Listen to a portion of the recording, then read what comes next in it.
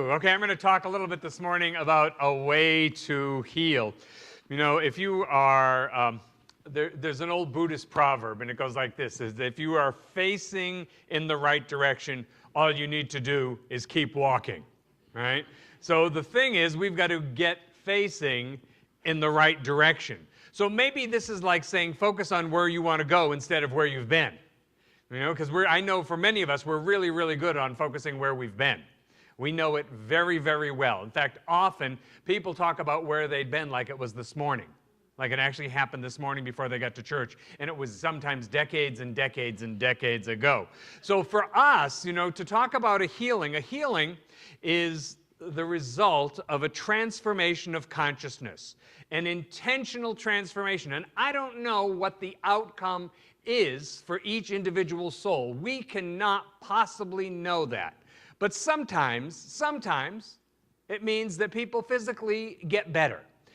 Now, if health is not your thing right now, that's not your problem. Well, I'm going to say some things that I think are still relevant for all of us.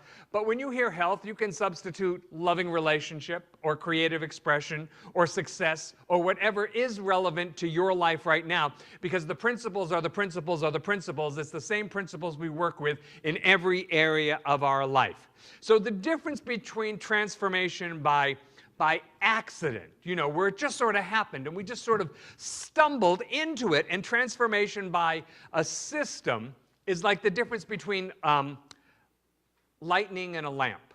Yeah, that's it. It's like lightning and a lamp, that both will give you light. Yeah, both give illumination. One is dangerous and unreliable, though, right? While the other is direct and it's available. Right? It's directed and it's available. So look, it's simple. Healing comes because healthy minds tend to outpicture as healthy conditions. So you lovers out there, loving hearts and minds tend to outpicture as loving relationships. Right? So if you're saying, where's the loving relationship, God? Loving hearts and minds tend to outpicture as loving relationships. So in A Course in Miracles, it says, it's just best for me to move on now for that one. In A Course in Miracles, it says that healing is the one ability everybody can develop and must develop is if he is to be healed. So we don't have to look far today to see, you know, articles and sound bites about stress and worry and fear and anger and envy and how all of that contributes to a lack of health. But I'll also add to that resentments and regrets and doubts from the past, bad habits, bad attitudes also contribute.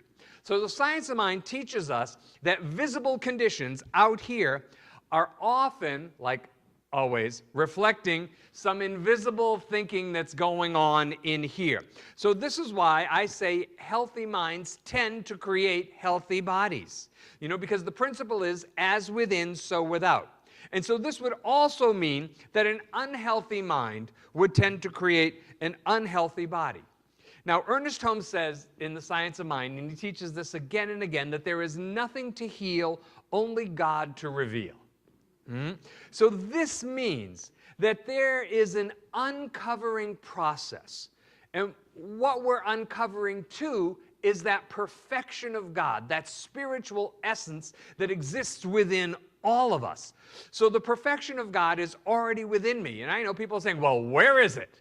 You know, I'd certainly like to see it. So it is really through our devotion to God that we, in the process, are so filled with Spirit that we can be instruments through which healing takes place. And again, I'm going to say, because I know people's minds go there, I'm not saying what that healing has to look like. Right? Because people often equate healing with cure, and sometimes that's the case, and sometimes it's not.